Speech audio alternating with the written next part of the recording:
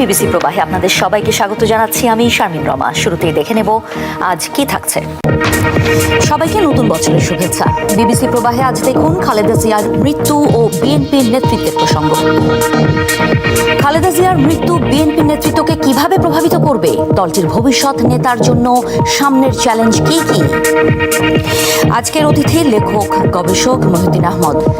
স্বাগত বিবিসি বাংলার টেলিভিশন অনুষ্ঠান বিবিসি প্রবাহে। আমি শারমিন রমা। আরও থাকছে গৃহবধূ থেকে যেভাবে বাংলাদেশের অন্যতম নেতা হয়ে উঠেছিলেন খালেদা জিয়া।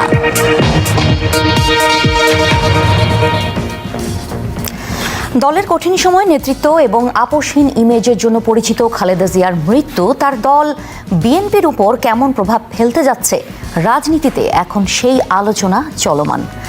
এমন প্রেক্ষাপটে দলটির ভবিষ্যৎ নেতার সামনে থাকা নানা চ্যালেঞ্জ সঠিকভাবে মোকাবিলা করে দলীয় ঐক্য বজায় রাখার উপর গুরুত্ব দিচ্ছেন বিশ্লেষকেরা। আবুল কালাম আজাদের প্রতিবেদন।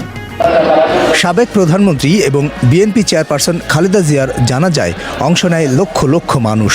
দলমত নির্বিশেষে মানুষের স্বতঃস্ফূর্ত অংশগ্রহণ তার এই বিদায় বাংলাদেশে নতুন এক ইতিহাস সৃষ্টি করেছে। গৃহবধূ থেকে রাজনীতিতে আসা খালেদা জিয়াকে নিয়ে বলছিলেন তার রাজনৈতিক জীবন এবং রাজনীতির একজন পর্যবেক্ষক অধ্যাপক মাহবুবুল্লাহ।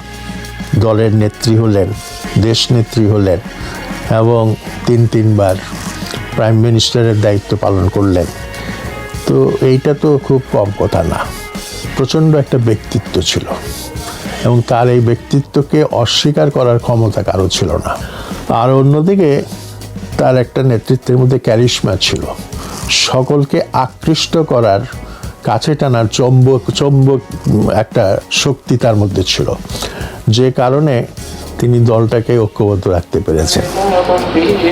দুঃসময়ে নেতৃত্ব দেয়া আর আপোষহীন একটা ইমেজ খালেদা জিয়ার রাজনৈতিক জীবনের একটা গুরুত্বপূর্ণ দিক ছিল বলে উল্লেখ করেন রাষ্ট্রবিজ্ঞানী রওনক জাহান। তো বছর ধরে 40 বছর ধরে উনি কিন্তু এই দলটাকে উনি একটা দল করে একসঙ্গে রাখতে পেরেছিলেন। তারা ক্ষমতাও ছিল কিন্তু তারা ক্ষমতার বাইরেও ছিল, অপোজিশন। অর্থাৎ একটা ডেমোক্রেটিক এই ট্রান্সফর্মিং বিএনপি একটা মানে স্টেট স্পন্সার্ড পার্টি থেকে এ ধরনের একটা মাস বেসড ডেমোক্রেটিক পার্টি করা, এটাও আমি বলবো যে খালেদা জিয়ার আরেকটা বড় একটা কন্ট্রিবিউশন উনি করেছেন। তার পার্টিকে শুধুই ধরে রাখেন নাই, পার্টিটাকে উনি ট্রান্সফর্মও করেছেন। 4 দশকেরও বেশি সময় বাংলাদেশ জাতীয়তাবাদী দল বিএনপির নেতৃত্ব দিয়েছেন খালেদা জিয়া। দলটির তৃণমূল থেকে কেন্দ্র পর্যন্ত সর্বস্তরের নেতাকর্মীদের কাছে তিনি ছিলেন দলীয় ঐক্যের প্রতীক। খালেদা জিয়ার মৃত্যুর পর তার ছেলে তারেক রহমানই দলটির হাল ধরবেন, এমনটি প্রত্যাশা করছেন তৃণমূলের নেতাকর্মীরা। জাতীয়তাবাদী দল সম্পূর্ণ রূপে তারেক রহমানের উপর ভিত্তি করে দাঁড়িয়ে থাকবে এবং উনি নেতৃত্ব দিয়ে এই দলকে এগিয়ে নিয়ে যাবে। তারেক রহমান যেভাবে শক্ত করে হাল ধরবেন, আমরা আশাবাদী আগামী ভবিষ্যৎ বিএনপি আরও শক্তিশালী হবে। দলের প্রত্যাশা এবং বাস্তবতা মিলিয়ে বিএনপির নেতৃত্বে যে তারেক রহমানই আসছেন সেটা অনেকটাই নিশ্চিত বলে মনে করছেন বিশ্লেষকরা। বিদেশ থেকে আসার পর 17 বছর পরে তাকে কেন্দ্র করে যে উত্তেজনা, যে উচ্ছ্বাস, যে আনন্দ, যে উদ্বেলতা, এটা তো নজিরবিহীন। তা আমি জানি না তার মেয়ে রাজনীতিতে আসবে কিনা বা তার স্ত্রী রাজনীতিতে আসবেন কিনা। আমরা আশা করব যে তার আমল থেকেই একটা ভিন্ন ধরনের পরিবর্তনের সূচনা হবে এবং যেখানে যে কেউ যোগ্যতা বলে দলের নেতৃত্ব অর্জন করতে পারবে। খালেদা জিয়ার পর তার উত্তরসূরি হিসেবে বিএনপির ভবিষ্যৎ নেতার কাছে তৃণমূলের নেতাকর্মীদের আকাশচুম্বী প্রত্যাশাও রয়েছে।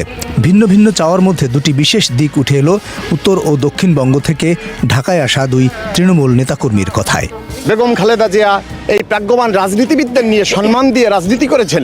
আগামী দিনে দেশনায়ক তারেক রহমান এই প্রাজ্ঞবান, অভিজ্ঞ বর্ষিয়ান রাজনীতি মুরব্বী বর্ষিয়ান রাজনীতিবিদদের নিয়ে আগামী দিনে বিএনপি রাজনীতিতে এগিয়ে যাবেন। ভারপ্রাপ্ত চেয়ারম্যান তারেক রহমানকে আমি অনুরোধ রাখবো, ফেসিবাদ যেন আমাদের এই দলে না আসে। তৃণমূলের নেতাকর্মীদের এই প্রত্যাশার মধ্যেই তারেক রহমানের সামনে গুরুত্বপূর্ণ কি চ্যালেঞ্জ সেটি উঠে আসে, যেখানে দলের প্রবীণ এবং নবীনদের মধ্যে সমন্বয় করে দলীয় ঐক্য ধরে রাখা হবে বিশেষ গুরুত্বপূর্ণ বলছেন বিশ্লেষকরা। এখন তারেক রহমানের জন্য এটা একটা বেশ একটা মানে বলবো বড় চ্যালেঞ্জ, কারণ উনি হয়তো বা ওনার সমসাময়িক কিংবা আরও অল্প বয়সী যারা আছে তাদেরকে তো উনি নেতৃত্বে নিয়ে আসতে চাইবেন বিভিন্ন জায়গায়। কিন্তু এই দলটাকে গত 16 বছর ধরে এই পুরনো এরা ধরে রেখেছিল। যখন খালেদা জিয়া আসলেন তখন কিন্তু দলটা তো নতুন এবং ওরকম অনেক পুরনো নেতা তো কেউ ছিল না। জ্যেষ্ঠদের প্রতি শ্রদ্ধাশীল হবেন, তাদের কথা মনোযোগ দিয়ে শুনবেন, আন্তরিকভাবে শুনবেন। আবার তরুণরা যা চাইছে, তাদের যে আকাঙ্ক্ষা, সেই আকাঙ্ক্ষাকেও মানে একদিকে সংযত রাখা, আরেকদিকে সেই আকাঙ্ক্ষার প্রতি স্বীকৃতি দেওয়া, এই সব করেই কিন্তু তাকে তার নেতৃত্ব গুণটা আরও বড় করে অর্জন করতে হবে। এবং কাজটা কঠিন, কিন্তু একেবারে অসম্ভব নয়।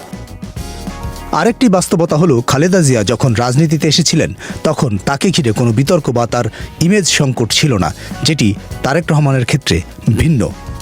তারেক রহমানের ব্যাপারে যথেষ্ট সমালোচনা আছে, বিশেষ করে আপনার যদি আমরা 2001 থেকে 2006 সাল পর্যন্ত 7 সাল পর্যন্ত পত্রপত্রিকাগুলি দেখি, সেই সমালোচনাগুলি আছে। এবং অনেকে বলেন যে যদিও এইসব মামলা মোকদ্দমা থেকে উনি নিষ্কৃতি পেয়েছেন এবং তিনি মুক্ত হয়েছেন, তারপরেও অনেকে বলে যে মানুষের মধ্যে একটা পারসেপশন আছে, একটা অংশের মধ্যে আছে যে খালেদা জিয়ার পুত্র সেইভাবে খালেদা জিয়ার মতো ওইভাবে নিষ্কলুষ না। এবং যদি তারেক রহমান ক্ষমতায় আসেন, তিনি যদি তখন দেখাতে পারেন যে তিনি অন্য পথে উনি হাঁটছেন, তাহলে মানুষ সে আগের নিয়ে তো আর বিচার করবে না। রাজনীতিতে এ পর্যায়ে বিএনপির ভাবনা হলো, তারেক রহমানের নেতৃত্বে দেশে এবং দলে গণতন্ত্রের চর্চা আরও সুসংহত হবে, আর প্রয়াত নেতা খালেদা জিয়ার প্রতি মানুষের ভালোবাসা বিএনপিকে আরও শক্তিশালীও করবে। Abul Kalam Azad, BBC news Bangla. বিএনপির রাজনীতি নিয়ে নানা গবেষণা বিশ্লেষণ তুলে ধরে বই লিখেছেন লেখক গবেষক মহিউদ্দিন আহমদ। তিনি আজ আছেন আমার সঙ্গে স্টুডিওতে। আপনাকে অনেক ধন্যবাদ বিবিসি প্রবাহে যোগ দেওয়ার জন্য। আমরা প্রতিবেদনে দেখছিলাম দুজন বিশ্লেষক বলছিলেন যে বিএনপির ভবিষ্যৎ নেতার সামনে আসলে ঠিক কী ধরনের চ্যালেঞ্জগুলো আসতে পারে। আপনার মতে খালেদা জিয়ার মৃত্যু মানে বিএনপিকে আসলে কিভাবে প্রভাবিত করবে, এবং যে যিনি আসবেন ভবিষ্যতে নেতা হিসেবে তার জন্য সবচেয়ে বড় চ্যালেঞ্জ কি হতে পারে? সবচেয়ে বড় চ্যালেঞ্জ তো আমি মনে করি যে এটাকে দল হিসেবে সংহত থাকা এবং টিকে থাকা। এখন শুরুতে তো এটা ছিল, ধরেন বিএনপির যে প্রতিষ্ঠাতা জিয়াউর রহমান, তিনি তো আইকনিক ফিগার, তো তার একটা প্রভাব। পরে আমরা দেখলাম যে খালেদা জিয়া, তিনি এই জিয়াউর রহমানের স্ত্রী হিসাবে তার ইন্ডাকশন হলো দলে। তারপরে এরশাদ বিরোধী আন্দোলনের মধ্য দিয়ে তিনি কিন্তু তার নেতৃত্বের, তিনি যে একজন নেতা সেভাবে হয়ে উঠেছিলেন। তিনি এই 7-8 বছর আন্দোলন করে দলটা এলোমেলো ছিল খুব। এরশাদ অনেককে ভাগিয়ে নিয়ে চলে গিয়েছিলেন, অনেক সুবিধাবাদী লোক ছিল বিএনপির মধ্যে। এটা একটা মানে নানান ধরনের লোকের মধ্যে জড়ো হয়েছিল, তারা অনেকেই বিপদের সময় চলে গিয়েছিল। তো সেইটাকে ধরে রেখে আমি বলবো যে একটা হাল ভাঙা একটা নড়বড়ে দলটাকে তিনি দাঁড় করালেন। তো এরশাদ বিরোধী আন্দোলনের মধ্য দিয়ে তিনি দলটার পুনর্জন্ম ঘটালেন আমরা বলবো, এবং তিনি তার ডিভিডেন্ড পেলেন এটা 91-এর নির্বাচনে। তো একটা পর্যায়ে এসে আমরা দেখলাম যে এটা আর জিয়াউর রহমানের ব্যক্তিগত ক্যারিশমা না, এটা খালেদা জিয়াই তার মানে বিএনপি জিয়াউর রহমানের বিএনপি থেকে খালেদা জিয়ার বিএনপি হয়ে উঠেছিল। এখন সেই লিগাসিটাকে সেটাকে এগিয়ে নিয়ে যাওয়াটাই তাহলে মনে করছেন সবচেয়ে বড় চ্যালেঞ্জ। হ্যাঁ, এবং তারেক রহমানও কিন্তু পারিবারিক পরম্পরা থেকেই আসে। খালেদা জিয়া মানে হ্যান্ডপিকড, তাই না? এখন তিনি ভারপ্রাপ্ত চেয়ারপারসন। এখন কিন্তু মানে তারেক রহমানকেও কিন্তু মানে নেতা হয়ে ওঠার প্রমাণ দিতে হবে। এই যে ইমেজের বিষয়টা আসে, যে তাদের ইমেজগুলো স্বাভাবিকভাবেই খালেদা জিয়ার ইমেজের সঙ্গে তারেক রহমানের ইমেজের যে একটা তুলনা, সেটি খুবই স্বাভাবিক, কিন্তু সেটি কতখানি চ্যালেঞ্জিং তারেক রহমানের জন্য, কারণ তাকে তো নেতা হিসেবে নিজেকে প্রমাণ করতে হবে। না, এখানে কতগুলো সুবিধাও আছে, তারেকের সামনে অসুবিধাও আছে। একটা হলো যে দলটা আছে সংহত অবস্থায়, মানে এত ঝড়ঝাপটার মধ্য দিয়েও কিন্তু দলটাকে ভাঙা যায় না, চেষ্টা হয়েছে অনেক। তো এই একটা বড় মানে উত্তরাধিকার সূত্রে তারেক রহমান একটা বড় দল পেয়েছে। এখন এই দলের মধ্যে তো নানান ধরনের এলিমেন্ট আছে, তাই না? তো এবং নানা পক্ষের বিষয়ও কিন্তু আলোচিত হয়, অনেক সময় বিতর্ক হয়, অনেক কিছু হয়। যেমন মনে করেন যে প্রধান নেতা ছিলেন খালেদা জিয়া, এখন আমরা দেখছি তারেক রহমানের কথাবার্তাগুলো।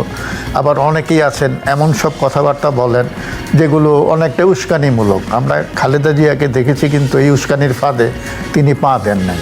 এবং তার যে সর্বশেষ যেটা দলীয় সমাবেশে যে ভিডিও বার্তাটি 24শে 7ই আগস্ট, তিনি কিন্তু একটা জিনিস স্পষ্ট করে বলেছিলেন যে কোনো প্রতিশোধ নয়, প্রতিহিংসা নয়।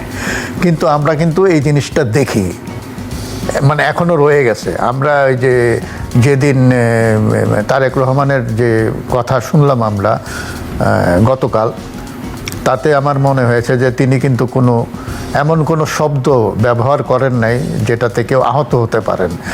তো এরাই নেতা হয়ে ওঠার জন্য কিন্তু এটা খুব দরকার, যারা খুব আস্ফালন করে এবং মানে বেছে বেছে কড়া কড়া শব্দ ব্যবহার করে, মনে করে যে শব্দর বান দিয়ে শত্রু ঘায়েল করে ফেলবে, তারা কিন্তু নেতা হতে পারে না। তারা এই মেঠো পলিটিক্সই করে আজীবন।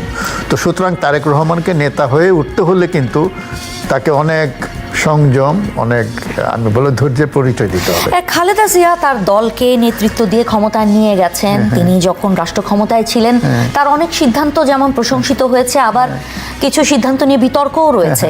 তো সেই জায়গা থেকে কি তারেক রহমানের ওপরে অর্থাৎ আলাদা কোনো কিছু করার একটা চাপ থাকবে? আমরা নেতাকর্মীদের কথাও শুনছিলাম, একজন বলছিলেন যে ফ্যাসিবাদ না থাকে সেরকম একটা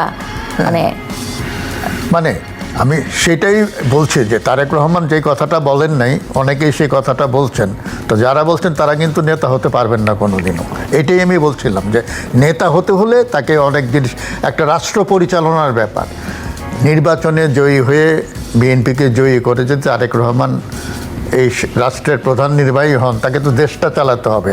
দেশটা চালাতে গেলে কিন্তু এই হম্বিতম্বির আস্ফালন এগুলো দিয়ে কিন্তু দেশ পরিচালনা করা যায় না, এগুলি মাঠে বাহবা পাওয়া যায়। তো সুতরাং রাজনীতি, মেঠো রাজনীতি এক জিনিস, আর রাষ্ট্র পরিচালনা অন্য জিনিস। তো এই জিনিসটা আমাদেরকে বুঝতে হবে। আরেকটি বিষয় বিশ্লেষক মাহবুবুল্লাহ বলছিলেন, একটি বিষয় যে তারেক রহমানের আমল থেকে যে কেউ যোগ্যতা বলে দলের নেতৃত্বে আসতে পারবেন, সে ধরনের একটা প্র্যাকটিসের কথা। কিন্তু বাংলাদেশের যে প্রেক্ষাপট, সেই জায়গাটাতে পরিবারতন্ত্রের বাইরে চিন্তা করার বা পরিবারতন্ত্রকে ছাপিয়ে যাওয়ার মানে ভবিষ্যৎ আপনি কতটা দেখেন? না, আমাদের এখানে আমাদের মতন একটা পশ্চাৎপদ সমাজে প্রথম কথা হলো যে খালেদা জিয়া একজন মানে তাকে একজন নারী হিসাবে তাকে গ্রহণযোগ্য করতে পেরেছিলেন। এটা কিন্তু এটাই একটা বিরাট অর্জন আমি মনে করি। কিন্তু তারপরেও কিন্তু আমাদের মানে মনোজগৎটা খুবই পশ্চাৎপদ। আমরা এখনও কিন্তু ওই যে ব্যক্তি পূজা, পরিবার পূজা এর বাইরে যেতে পারি নাই, এবং একটা পরিবারকে আঁকড়ে ধরে থাকা।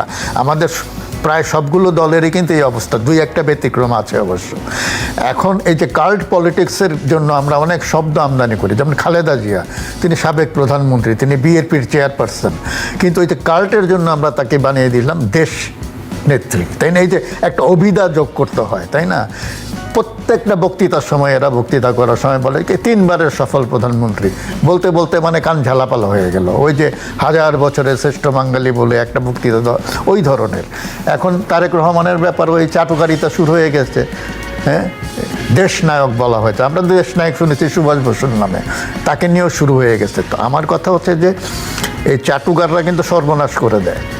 এই ব্যাপারে কিন্তু আমার মনে হয় যে তারেক রহমান যথেষ্ট মানে প্রাজ্ঞ। তার বয়স 60 এখন, তার বাবা 39 বছর বয়সে দায়িত্ব নিয়েছিলেন, তার মা দায়িত্ব নিয়েছিলেন 46 বছর বয়সে। তাজউদ্দিন দায়িত্ব নিয়েছিলেন 45 বছর বয়সে, শেখ মুজিব দায়িত্ব নিয়েছিলেন 50 বছর বয়সে, তারেকের বয়স 60। আমার ধারণা গত 17 বছর পরিণত। হ্যাঁ, অনেক পরিণত, এটা আশা করি আমি। 2025 সালের শেষ দিনে বিপুল সংখ্যক মানুষের অংশগ্রহণে জানাজার পর রাষ্ট্রীয় মর্যাদায় দাফন করা হয় বাংলাদেশের সাবেক প্রধানমন্ত্রী ও বিএনপি চেয়ারপারসন খালেদা জিয়াকে। সংসদ ভবনের পাশে জিয়া উদ্যানে স্বামী ও বাংলাদেশের প্রয়াত রাষ্ট্রপতি জিয়াউর রহমানের কবরের পাশেই দাফন হয় তার। জানাজা স্থল মানিক মিয়া এভিনিউতে সেদিন সকাল থেকেই নামে মানুষের ঢল, যে জনস্রোত ছড়িয়ে পড়ে আশপাশের এলাকায়।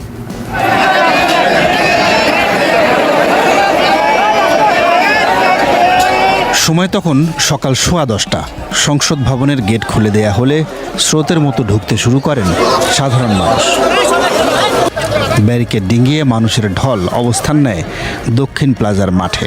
ততক্ষণে কানায় কানায় পূর্ণ মানিক মিয়া অ্যাভিনিউ। আমরা সবাই ক্যাবলামুখী হয়ে দাঁড়াই এবং এক পর্যায়ে খালেদা জিয়ার এই জানাজায় আসা জনস্রোত রূপ নেয় জনসমুদ্রে। পশ্চিমে গণভবনের মোড় থেকে একেবারে ধানমন্ডি 27 এবং এখন এই মানিক মিয়া অ্যাভিনিউ হয়ে পূব পাশে যে খামার বাড়ি রয়েছে এবং এর আশেপাশের সড়কগুলো, পুরো এলাকাতেই লোকে লোকারণ্য অবস্থা। অসংখ্য মানুষ জানাজা নামাজে শরীক হওয়ার জন্য এসেছেন এবং সংসদের যে মাঠগুলো সেখানে অসংখ্য মানুষ জানাজা নামাজে শরীক হওয়ার জন্য ঢুকেছেন। তারা সকলেই এসেছেন খালেদা জিয়ার মৃত্যুতে শেষবারের মতো শোক প্রকাশ করতে, শ্রদ্ধা জানাতে। হবিগঞ্জ 2013 সালে লাস্টে দেখেছিলাম নেত্রী আমাকে, আমি যখন সালাম দিয়েছিলাম নেত্রী আমাকে হাত লাড়া দিয়ে সালামের আলাপ দিয়েছিলেন। এই অনুভূতিতে আমি এখানে এসেছি। ওনাকে আজকে শেষ বিদায় দেওয়ার জন্য আসছি। আমরা পুরা জাতি একজন অভিভাবক হারাইছি। এটা কোনোদিন ফিল আপ হবে না, এই শূন্যতা। খালেদা জিয়ার জানাজা দুপুর 2টায় শুরু হওয়ার কথা থাকলেও সাধারণ মানুষের আসা শুরু হয় সকাল থেকেই। পুরো এলাকায় নেওয়া হয় ব্যাপক নিরাপত্তা ব্যবস্থা। এক পর্যায়ে জানাজার জমায়েত পূর্বে বিজয় সরণি হয়ে আগারগাঁও, কারওয়ান বাজার এবং পশ্চিমে শ্যামলী থেকে ধানমন্ডি পর্যন্ত পৌঁছে যায়। শেষ পর্যন্ত দুপুর 3টায় শুরু হয় জানাজার আনুষ্ঠানিকতা। জানাজার আগে খালেদা জিয়ার সংক্ষিপ্ত জীবনী তুলে ধরেন দলটির এক নেতা। পরে তার বড় ছেলে তারেক রহমান সংক্ষিপ্ত বক্তব্য দেন। তারপরে শুরু হয় জানাজার নামাজ। আল্লাহু আকবার। প্রধান উপদেষ্টা অধ্যাপক মোহাম্মদ ইউনূস সহ সরকারের বিভিন্ন ব্যক্তি, রাজনৈতিক দলের নেতা, বিভিন্ন দেশের রাষ্ট্রদূতেরা শেষ সময়ের এই আনুষ্ঠানিকতায় উপস্থিত ছিলেন। আসসালামু আলাইকুম ওয়া রাহমাতুল্লাহ। জানাজার নামাজ শেষ হলে খালেদা জিয়ার মরদেহ নেওয়া হয় পাশেই তার স্বামী জিয়াউর রহমানের সমাধিতে। সেখানে রাষ্ট্রীয় মর্যাদায় তাকে দাফন করা হয়।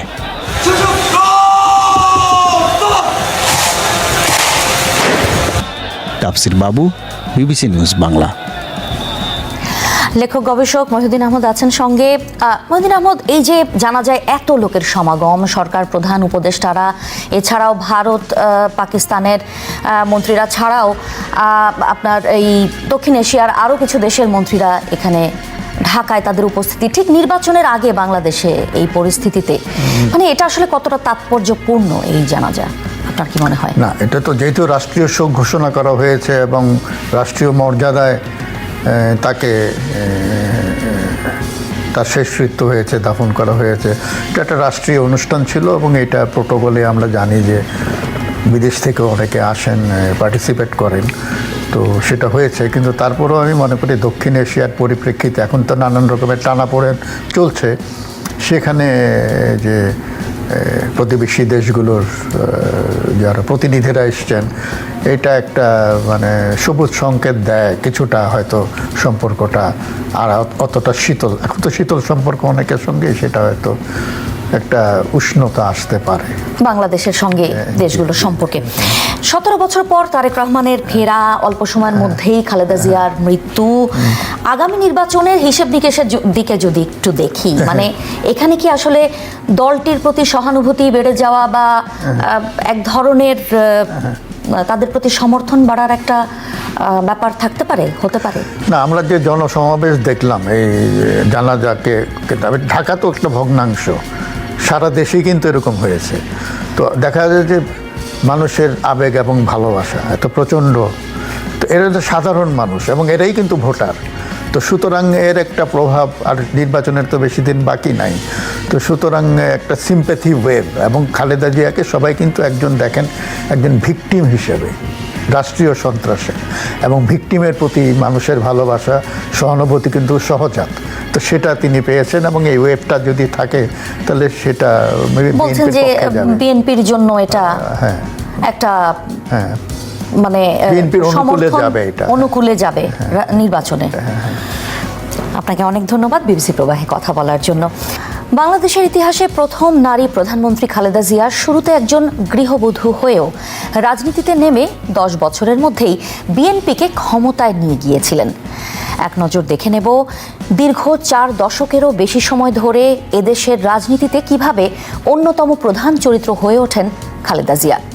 তবে তার আগে আমি শারমিন রমা আজ এখানে বিদায় নিচ্ছি। দেখা হবে বিবিসি প্রবাহের পরবর্তী পর্বে। বাংলাদেশের রাজনীতিতে খালেদা জিয়ার উত্থান 1983 সালে। তার স্বামী জিয়াউর রহমান হত্যাকাণ্ডের পরে যখন বিএনপি বিপর্যস্ত অবস্থায়, তখন তিনি দলের হাল ধরেছিলেন। রাজনীতিতে আসার আগ পর্যন্ত খালেদা জিয়া ছিলেন একজন গৃহবধূ, কিন্তু গৃহবধূ থেকে রাজনীতিতে নেমে মাত্র 10 বছরের মধ্যেই বিএনপিকে ক্ষমতায় নিতে পেরেছিলেন তিনি। হয়েছিলেন বাংলাদেশের ইতিহাসের প্রথম নারী প্রধানমন্ত্রী। 1981 সালের 30 মে ব্যর্থ এক সামরিক অভ্যুত্থানে রাষ্ট্রপতি ও বিএনপির প্রতিষ্ঠাতা জিয়াউর রহমান চট্টগ্রাম সার্কিট হাউসে নিহত হওয়ার 7 মাসের মাথায় দলটির নেতাকর্মীদের অনুরোধে বিএনপিতে যোগ দেন খালেদা জিয়া। 1983 সালে দলটির সিনিয়র ভাইস চেয়ারম্যান আর 1984 সালে পার্টির চেয়ারম্যান হিসেবে নির্বাচিত হন বিনা প্রতিদ্বন্দ্বিতায়। সেই সময় রাষ্ট্র ক্ষমতায় জেনারেল এরশাদ। ক্ষমতাচ্যুত বিএনপি তখন অভ্যন্তরীণ কোন্দল এবং বিভিন্ন স্তরের নেতাদের দলত্যাগে চরমভাবে বিপর্যস্ত। এমন একটি কঠিন সময়ে এরশাদ সরকারের বিরুদ্ধে 9 বছরের আন্দোলনের মধ্য দিয়েই তিনি রাজনীতিতে নিজের এবং দলের একটা শক্তিশালী অবস্থান তৈরি করেন। 80-র দশকে এরশাদ সরকার বিরোধী আন্দোলনে খালেদা জিয়া গ্রেপ্তার হয়েছিলেন 3 বার। 1986 সালে এরশাদ সরকারের অধীনে সংসদ নির্বাচনে অংশ না নিয়ে আন্দোলন অব্যাহত রাখায় খালেদা জিয়ার পরিচিতি তৈরি হয় আপসহীন নেত্রী হিসেবে। 1991 সালের ফেব্রুয়ারি মাসে যে নির্বাচন হয় তাতে জয়ী হয়ে ক্ষমতায় আসে বিএনপি। 1996 সালের 15 ফেব্রুয়ারি একটি বিতর্কিত নির্বাচনের মাধ্যমে খালেদা জিয়া আবার প্রধানমন্ত্রী হয়েছিলেন। তবে এই সংসদে তত্ত্বাবধায়ক সরকার ব্যবস্থা চালু করে নির্বাচন পরিচালনার জন্য সেই সরকারের কাছে ক্ষমতা হস্তান্তর করেন খালেদা জিয়া। এরপর 1996 সালের নির্বাচনে তার দল পরাজিত হলে তিনি সংসদে বিরোধী দলীয় নেতার আসনে বসেছিলেন। 5 বছর পরের সংসদ নির্বাচনে লড়াইয়ের জন্য জামায়াত ইসলামী সহ ধর্মভিত্তিক রাজনৈতিক দলগুলোর সাথে তিনি নির্বাচনী জোট করেন, যা নিয়ে পরবর্তীতে তিনি সমালোচনার মুখে পড়েছিলেন। তবে সেই নির্বাচনে 2/3 আসনে জয়ী হয়ে আবারও প্রধানমন্ত্রী হয়েছিলেন খালেদা জিয়া। সব মিলিয়ে খালেদা জিয়া প্রধানমন্ত্রী হয়েছিলেন 3 বার। 2007 সালে 111 নামে পরিচিত সেনা সমর্থিত তত্ত্বাবধায়ক সরকার গঠিত হলে অন্য অনেক রাজনৈতিক দল ও নেতার মতোই খালেদা জিয়া ও তার দল বিএনপিও ব্যাপক চাপের মুখে পড়ে। সে সময় খালেদা জিয়া কারাগারে ছিলেন 1 বছরেরও বেশি সময়। 2008 সালের নির্বাচনে পরাজয়ের পর থেকে টানা 1 যুগেরও বেশি সময় ক্ষমতার বাইরে ছিলেন খালেদা জিয়া। দীর্ঘ সময় ক্ষমতার বাইরে থেকে তাকে জেলেও যেতে হয়। 5ই আগস্ট পরবর্তী সময়ে বাংলাদেশে সক্রিয় রাজনৈতিক দলগুলোর মধ্যে আন্দোলনের ভূমিকা নিয়ে মতপার্থক্য দেখা গেলেও খালেদা জিয়াকে আন্দোলনে যুক্ত সব পক্ষই সম্মানের চোখে দেখেছে। 2026 সালের নির্বাচন ঘিরে বাংলাদেশের সক্রিয় রাজনৈতিক দলগুলোর প্রস্তুতি হিসেব নিকেশ চলছে। ডিসেম্বর মাসের শেষ দিকে এসে জাতীয় নাগরিক পার্টি বা এনসিপি, ইসলামী আন্দোলন, এলডিপি সহ 10 দলের নির্বাচনী সমঝোতা ঘোষণা করেছে বাংলাদেশ জামায়াতে ইসলামী। এই জোটের অনেকেই একটা সময় বিএনপি ও সমমনা জোটের শরিক হলেও আসন্ন নির্বাচনে তারা মুখোমুখি অবস্থানে। এই দুটো দলের মধ্যে তীব্র প্রতিদ্বন্দ্বিতা হবে, একটা বাইপার্টিজান ফাইট হবে। 60% সুন্দর শুদ্ধ ভোটও যদি হয়, কঠিন প্রতিদ্বন্দ্বিতা হবে, কারো জন্য খুব ইজি মাঠ নেই। বিএনপি জামাতের সাথে যদি জাতীয় পার্টি প্রতিদ্বন্দ্বিতা করতে পারে তাহলে মনে করি যে ভারসাম্যতা থাকবে। আওয়ামী লীগ সরকারের পতনের পর থেকে বিএনপি শক্তিশালী অবস্থানে থাকলেও 1 বছরের বেশি সময়ে চাঁদাবাজি, দখল, কোন্দল, মাঠ পর্যায়ে দলীয় নিয়ন্ত্রণের ঘাটতি, শীর্ষ নেতার দেশে না থাকা, এমন অনেক সমালোচনা এসেছে দলটির বিরুদ্ধে। যদিও তারা অনেক ক্ষেত্রে সেগুলোকে বিরোধী পক্ষের প্রচারণা হিসেবে উল্লেখ করে। তবে এখন বিএনপির ভারপ্রাপ্ত চেয়ারম্যান তারেক রহমান দেশে ফেরার পর রাজনীতির গতিপথ অনেকটাই পরিবর্তন হয়েছে বলে মনে করছেন অনেক বিশ্লেষক। প্রথমে মনে হয়েছিল যে জামাত একটা বিশাল প্রবল শক্তি নিয়ে ময়দানে হাজির হচ্ছে, কিন্তু যতই দিন যাচ্ছে ততই মনে হচ্ছে যে তাদের প্রাবল্যটা একটু কমে আসছে। সেই অবস্থাটার একটা বড় পরিবর্তন হয়েছে তারেক রহমান দেশে ফেরার পর। বিএনপি একটা শক্তিশালী বড় দল এবং এর একটা ব্যাপক গণভিত্তি আছে। সুতরাং বিএনপির সঙ্গে ফাইট করে জামাত পার হয়ে যাবে এটা মনে করার খুব যুক্তিসঙ্গত কারণ নেই। অতীতের অনেক নির্বাচনে বাংলাদেশ জামায়াতে ইসলামী জোটের হিসেবে প্রাসঙ্গিক থাকলেও খুব বেশি আসনে কখনো জয় পায়নি। তাদের বিরুদ্ধে মুক্তিযুদ্ধ বিরোধিতা, বিভিন্নভাবে অন্য দলের ওপর পরোক্ষ প্রভাব, গুপ্ত রাজনীতি, নির্বাচন পেছানোর চেষ্টা, ধর্মকে রাজনৈতিকভাবে ব্যবহার, নারী প্রার্থী না থাকা, এমন বিভিন্ন অভিযোগ তোলা হয়। যদিও এই বিষয়গুলোর অনেক কিছুই দলটি অস্বীকার করে। তবে 2024-এ গণ অভ্যুত্থানের পর থেকে রাজনীতির মাঠে অনেকটা সংগঠিতভাবে নিজেদের উপস্থাপন করেছে দলটি। বিশেষত বিভিন্ন বিশ্ববিদ্যালয়ের ছাত্র সংসদ নির্বাচনে ইসলামী ছাত্র শিবিরের একচেটিয়া জয়ের পর আরও আত্মবিশ্বাস দেখা গেছে জামায়াতে ইসলামীর। এখন ইসলামী দলগুলোর পাশাপাশি জুলাই আন্দোলন থেকে উঠে আসা এনসিপির জোট বিএনপির জন্য চ্যালেঞ্জ তৈরি করছে। বিএনপি 7ই আগস্ট একটা নির্বাচন ক্লেম করছিল পল্টনে। 3-6 মাসের মধ্যে নির্বাচন হলে বিএনপির বিজয় ছিল একেবারে নিশ্চিত। কিন্তু আজকে 17 মাস পর তরুণ ভোটার এবং জুলাই চেতনার পক্ষে যারা, সেই সব বিবেচনায় গত 15 মাসের অ্যাক্টিভিটিস দেখলে কোনো সন্দেহ নাই যে বিএনপির জন্য মাঠটা স্মুথ, মসৃণ, বিজয়ের জন্য একেবারে মসৃণ নেই, কঠিন প্রতিদ্বন্দ্বিতা সুনিশ্চিত। জুলাই চেতনা বিরোধী হওয়া সত্ত্বেও যদি কেউ ক্ষমতায় আসে বা পাশ করে, তাহলে আমার কাছে মনে হবে ইলেকশন ইঞ্জিনিয়ারিং একটা বিষয় নিয়ে প্রশ্ন আসতে পারে। জুলাই অভ্যুত্থানের বিরুদ্ধে না থাকলেও আওয়ামী লীগের ভোট ব্যাংকের দিকে নজর রয়েছে বিএনপি জামায়াত উভয়েরই। সে সময়ের সম্মুখ সারিতে থাকা ও বিকল্প শক্তি হিসেবে যাত্রা শুরু করা এনসিপি এখন জামায়াতের সাথে জোট গঠন করায় খোদ দলটিরই কিছু অংশের মধ্যে বিতর্ক ও ভাঙন দেখা দিয়েছে। আর এর সাথে নির্বাচনী লড়াইতে কার্যত বিএনপি জামায়াতই হচ্ছে মূল প্রতিদ্বন্দ্বী। জামাত বা বিএনপি তারা যেভাবে নির্বাচনটাকে নিয়েছে, তারা ডু অর ডাই ব্যাটেল এক ধরনের।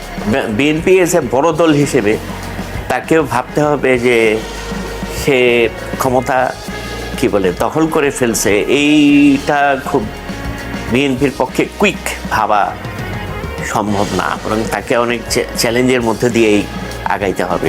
আর জামাত তার অ্যাজ ইউজুয়াল পলিটিক্স সে করছে। তাদের একটা বড় ট্যাগ হলো 71।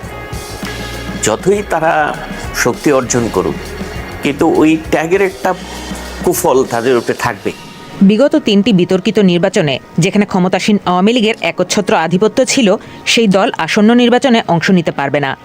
এর পেছনে আওয়ামী লীগের বিতর্কিত ভূমিকার দায় থাকলেও বড় দল হিসেবে নির্বাচনে অংশ নিতে না পারায় সমালোচনা রয়েছে। আর সার্বিক নিরাপত্তা নিশ্চিতে ব্যর্থতায় অন্তর্বর্তী সরকারের সমালোচনাও রয়েছে যে আদৌ কতটা সুষ্ঠু ভোট তারা নিশ্চিত করতে পারবে। এখন ভোটের মাঠে প্রকৃত প্রতিযোগিতা কতটা হবে তা নির্ভর করবে নির্বাচনকালীন পরিবেশ, প্রশাসনিক নিরপেক্ষতা এবং ভোটার উপস্থিতির ওপর। অর্চিয়তন্দ্রিলা, বিবিসি নিউজ বাংলা। বাংলাদেশের রাজনীতিতে 4 দশকেরও বেশি সময় ধরে নিজেদের প্রবল প্রতিপক্ষ হিসেবে অবস্থান তৈরি করেছিলেন বিএনপি চেয়ারপারসন খালেদা জিয়া এবং বর্তমান অন্তর্বর্তী সরকার কর্তৃক কার্যক্রম নিষিদ্ধ থাকা আওয়ামী লীগ সভানেত্রী শেখ হাসিনা। তবে 2007 সালে সেনা সমর্থিত তত্ত্বাবধায়ক সরকার ক্ষমতায় আসার পর সেই বছরের 16ই জুলাই শেখ হাসিনাকে চাঁদাবাজির একটি মামলায় গ্রেপ্তার করা হলে তার মুক্তির দাবিতে তখন বিবৃতি দিয়েছিলেন খালেদা জিয়া। এর 2 মাস পর 2007 সালের 3রা সেপ্টেম্বর একটি দুর্নীতি মামলায় খালেদা জিয়াকেও আটক করা হয়। তখন আওয়ামী লীগের ভারপ্রাপ্ত সভাপতি জিল্লুর রহমান সংবাদ মাধ্যমকে খালেদা জিয়ার ন্যায় বিচার পাবেন বলে আশাবাদ জানান। শেখ হাসিনা ও খালেদা জিয়াকে তখন জাতীয় সংসদ ভবন এলাকার 2টি বিশেষ কারাগারে রাখা হয়েছিল। পরে 2008 সালের 11ই জুন শেখ হাসিনা এবং 11ই সেপ্টেম্বর খালেদা জিয়া মুক্তি পান। এরপর সে বছরের ডিসেম্বরের জাতীয় সংসদ নির্বাচনে শেখ হাসিনার নেতৃত্বাধীন জোট বিপুল সংখ্যাগরিষ্ঠতা পেয়ে ক্ষমতায় গিয়েছিল। অন্যদিকে বিরোধী দলের আসনে বসেন খালেদা জিয়া। তবে গ্রেপ্তারের আগে দেয়া সেই বিবৃতি ছিল ভিন্নধর্মী। 2007 সালের 18 জুলাই বুধবার রাতে শেখ হাসিনার মুক্তির দাবিতে দেওয়া খালেদা জিয়ার বিবৃতি সংবাদ মাধ্যমে পাঠানো হয়। সবাইকে শুভকামনা জানিয়ে আমি শারমিন রমা আজ এখানেই বিদায় নিচ্ছি। ভালো থাকবেন।